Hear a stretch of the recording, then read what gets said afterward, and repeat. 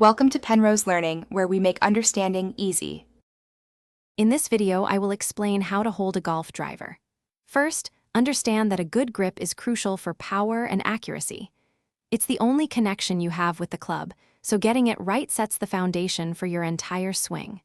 We'll focus on a neutral grip, which is ideal for most golfers. Remember, a relaxed grip allows for better clubhead speed and control, so avoid squeezing too tightly. Now, let's focus on your left hand, assuming you're a right-handed golfer. Position the club so it runs from the base of your pinky finger to the middle of your index finger. Close your hand, ensuring the grip sits firmly under the heel pad. You should see 2 to 3 knuckles when looking down. Your left thumb should point straight down the shaft, slightly to the right, creating a V shape pointing towards your right shoulder.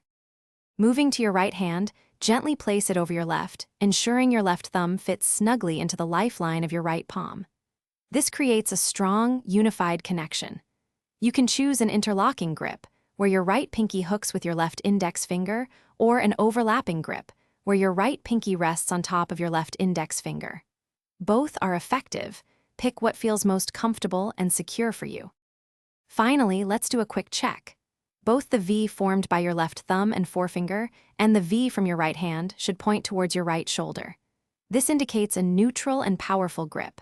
Remember to keep your grip pressure light, like holding a tube of toothpaste without squeezing any out.